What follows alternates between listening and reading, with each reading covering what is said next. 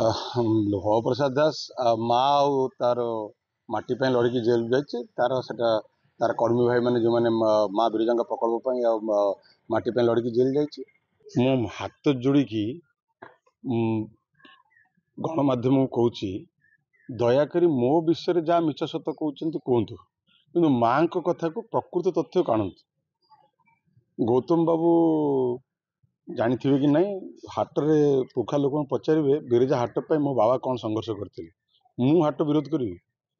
ହାଟ ଯେତେବେଳେ ପ୍ରଭୁ ଜଗନ୍ନାଥଙ୍କ ପ୍ରକଳ୍ପ ସହିତ ଓଡ଼ିଶାର ବିଭିନ୍ନ ମଠ ପୀଠମାନଙ୍କର ପ୍ରକଳ୍ପ ତିଆରି କରାଗଲା, ନକ୍ସା ପ୍ରସ୍ତୁତ କରାଗଲା, ମା ବିରଜାଙ୍କ ପ୍ରକଳ୍ପ ପ୍ରସ୍ତୁତ କରାଗଲା, ସେତେବେଳେ ପ୍ରଶାସନ ବିଭିନ୍ନ ଷ୍ଟେକ୍ ହୋଲ୍ଡର, ସେବାୟତ, ହାଟ ମାଲିକ ଏବଂ ଦୋକାନୀ, ବିଭିନ୍ନ ଷ୍ଟେକ୍ ମାନଙ୍କୁ ଡକାଗଲା। ସେତେବେଳେ ମୁଁ ବିଧାୟକ ଥିଲି। ଏକ୍ସ ଚେୟାରମ୍ୟାନ୍ ଲଲବାବୁ ମାନେ ଭବ ପ୍ରସାଦ ଦାସକୁ ଡକାଇକି ଗୋଟେ ପ୍ରେଜେଣ୍ଟେସନ୍ ଦିଆଗଲା ଯେ ମା ବିରଜାଙ୍କ ପ୍ରକଳ୍ପ ଏଇଭଳିଆ କରାଯିବ। ଏତିକି ଲୋକ, ପାଖାପାଖି 60 ଲୋକ ବିସ୍ଥାପିତ ହେବେ, ହାଟ ମାଲିକ ବିସ୍ଥାପିତ ହେବେ। ସେଥିରେ ମୋ ମାମୁଁ ଘର ଜାଗା, ଅଧ ଏକର ଜାଗା ଥିଲା, ସିଏ ବି ବିସ୍ଥାପିତ ହେବେ।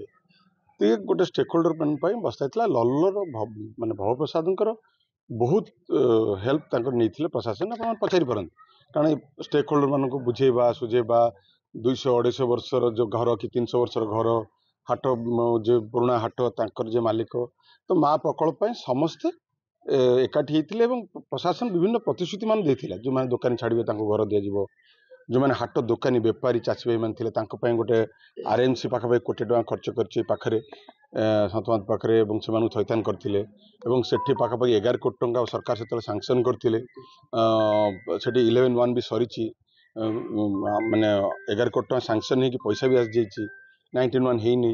ତ ସେଠି ଗୋଟେ ଅତ୍ୟାଧୁନିକ ହାଟ କରାଯିବ ଏବଂ ସେଠି ମାନେ କୋଲ୍ଡ ଷ୍ଟୋରେଜଠୁ ଆରମ୍ଭ କରି ବିଭିନ୍ନ ପ୍ରକାର ଯାହା ହାଟ ପାଇଁ ଦରକାର, ଯେହେତୁ ଏଟା ଗୋଟେ ପ୍ରସିଦ୍ଧ ହାଟ ମା ବିରଜାଙ୍କ ହାଟ, ସେଟା କରିବା ପାଇଁ ସରକାର ସବୁ ବ୍ୟବସ୍ଥା କରିଥିଲେ ଏବଂ ସେଇ ଅନୁସାରେ ବିସ୍ଥାପିତ ମାନେ ଛାଡ଼ିଥିଲେ। ମୁଁ ଧନ୍ୟବାଦ ଦେବି ସେବାୟତ ମାନଙ୍କୁ। ମ୍ୟାକ୍ସିମମ୍ ଜମି ସେବାୟତ ମାନେ ଙ୍କର ଯାଇଥିଲା ଏବଂ ସେବାୟତ ମାନେ ବହୁତ କଷ୍ଟରେ ତାଙ୍କୁ ବୁଝାସୁଝା କରିକି ସେମାନେ ମାଙ୍କ ପାଇଁ ଅତି ମାନେ ଯୋଉଟା କହନ୍ତି ଉତ୍ସାହର ସହିତ ସେ ଜମି ଛାଡ଼ିଥିଲେ। ଏବଂ ହଠାତ୍ ଜଣାଗଲା ଯେ ବେପାରୀ ଭାଇମାନେ ଏବଂ ଚାଷୀ ଭାଇମାନେ ଚାହୁଁଛନ୍ତି ଯୋଉଠି ହାଟ ଚାଲିଛି ସେଇଠି ଚାଲୁ। ମୋ ପାଖକୁ ଯେଉଁମାନେ ବିସ୍ଥାପିତ ମାନେ ଆସିଲେ, ମୁଁ ବି ଚାହିଁବି ସରକାର ହେଉଛି ସମସ୍ତଙ୍କର, ଲୋକମାନେ ଯାହା ଚାହିଁବେ ସେୟା ହଉ। ଯଦି ଚାଷୀ ଭାଇମାନେ ବେପାରୀ ଭାଇମାନେ ଚାହୁଁଛନ୍ତି ସେଠି ହାଟ ପାଇଁ, ନିଶ୍ଚିତ ହଉ। ଭବପ୍ରସାଦ ଦାସ ବାରମ୍ବାର ପ୍ରଶାସନ ପାଖକୁ ଯାଇଛନ୍ତି, ବିଭିନ୍ନ ଷ୍ଟେକ୍ ହୋଲ୍ଡର ପ୍ରଶାସନ ପାଖକୁ ଯାଇଛନ୍ତି।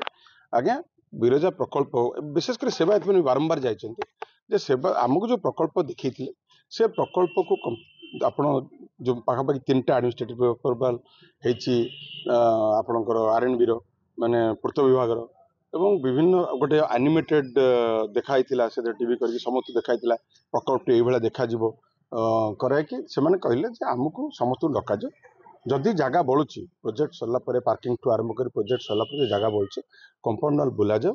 କମ୍ପାଉଣ୍ଡ ୱାଲ୍ ବୁଲା ହେଇକି ଜାଗା ଯୋଉଟା ବାହାରିବ ସେ ଜାଗାରେ ଚାଷୀ ଭାଇମାନେ ବେପାରୀ ମାନେ ଯାହା ଚାହୁଁଛନ୍ତି, ମୁଁ ବି ସେଥିରେ ଖୁସି, ମୁଁ ବି ସେଠି ଚାହୁଁଛି ସେମାନେ ଯାହା ଚାହୁଁଛନ୍ତି ସେୟା ହଉ।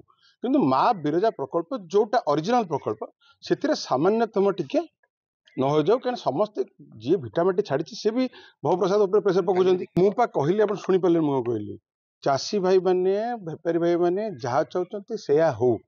ଯୋଉ ପ୍ରକଳ୍ପ ପ୍ରଶାସନ, ସରକାର ଆସିବେ ସରକାର ଯିବେ, ବିଧାୟକ ଆସିବେ ବିଧାୟକ ଯିବେ, ମା ଅଛି ମା ରହିବ। ମୋର କହିବାର କଥା ହେଉଛି, ସେତେବେଳେ ଆମ ଦଳ ଥିଲା ସରକାରରେ, ମୁଁ ବିଧାୟକ ଥିଲି। ଏବେ ଗୌତମ ବାବୁଙ୍କ ସରକାର ଅଛି, ବିଧାୟିକା ଅଛନ୍ତି, ତାଙ୍କୁ ଡାକନ୍ତୁ, ସମସ୍ତ ଷ୍ଟେକ୍ ହୋଲ୍ଡରଙ୍କୁ ଡାକନ୍ତୁ, ସେମାନଙ୍କୁ ପ୍ରଶାସନ କ'ଣ କହିଥିଲା, ସେମାନଙ୍କୁ କ'ଣ, କାରଣ ପ୍ରଶାସନ ତ ବଦଳିବନି ନା, ପ୍ରଶାସନ ସେମାନଙ୍କୁ କ'ଣ କହିଥିଲା, କ'ଣ ପ୍ରତିଶ୍ରୁତି ଦେଇ କରିଥିଲା, ପ୍ରୋଜେକ୍ଟ କ'ଣ ଦେଖେଇଥିଲା, ପ୍ରୋଜେକ୍ଟର ବର୍ତ୍ତମାନ ଆଡମିନିଷ୍ଟ୍ରେଟିଭ ମୋ ପାଖରେ ସବୁ ଅଛି, ପ୍ରୋଜେକ୍ଟ ଆପ୍ରୁଭାଲ କ'ଣ ହେଇଥିଲା, କେତେ ବାଟ ଯାଏ ପ୍ରୋଜେକ୍ଟ ହେଇଥିଲା, ତାପରେ ଯଦି ଜମି ବଳୁଛି ଏବଂ ଯଦି ଜମି ସର୍ଟ ପଡୁଛି, ପ୍ରଶାସନ ସେଠି ଆହୁରି ସରକାର ଲ୍ୟାଣ୍ଡ ଆକ୍ୱିଜିସନ କରନ୍ତୁ, ଲ୍ୟାଣ୍ଡ ଆକ୍ୱିଜିସନ କରି ବସାନ୍ତୁ ସେଠି।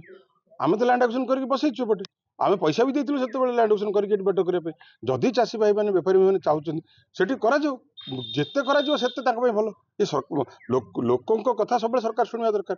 ସେଠି ଯଦି ଜମି, ମୋର 2 ଭାଇ ସେଠି ଅଛନ୍ତି, ମାମୁ ପୁଅ 2 ଭାଇ ଅଛନ୍ତି, से जमी पैसा कोर्ट डिपोजिट होती जदि से बुझे पारना मो भाई मुझे सहित सहयोग करी मो भाई मान बुझे जे सरकार जो जमी चाहते जमी दियो और हाट हो माँ एंटायर एफर्ट होची माँ बिरजा प्रकल्प रे सामान्यतम आँच न आसू प्रशासन एबे कहूँ आगुरी कौन करथिला कहीं एत बाट जीव कहीं लड़ाई हम कहीं निरीह लोक मैंने असुविधा पड़े कौन पाई पड़े से तुम प्रश्न पचारुची विधायक माने आमर भव प्रसाद जेल जाइए माँ जाइए असुविधा कौन अच्छी निरीह भाई मैंने मिछ केस करके पुराउछन्ति मिछ कहीं से भासी पाऊ किसी असुविधा नहीं माँ मरीगले कौन असुविधा अच्छी किसी असुविधा नहीं मु आज भी कहूँ बेपारी चाषी भाई मानक जदि मो मामू पुआ मान बुझे पड़े मुझी खुशी मु खुशी कि माँ प्रकल्प रे जो सेवायत माने जो घर माने 150-200 वर्ष रणा माली गरीब माने माँ मान जगह छाड़ी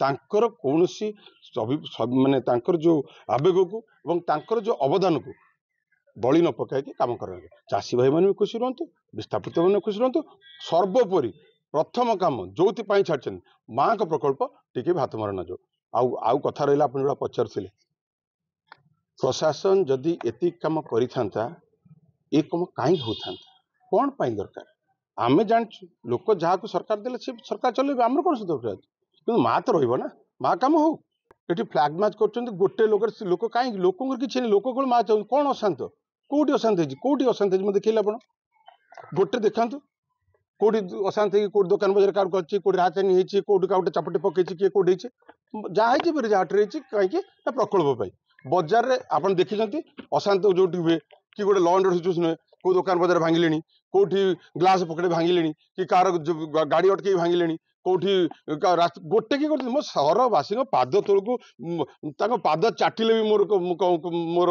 ऋण सुझी पारमी पदे कहते से चाहते मार प्रकल्प ठीक रो गोटे भी आप देखी लॉ एंड ऑर्डर सिचुएशन सरकार तक दंभ देखुं भाई आम सरकार को दंभ जाचु सरकार आम थिलु सरकार दंभ आम जाचु आम माँ मरिया रेडी हो। Thank you.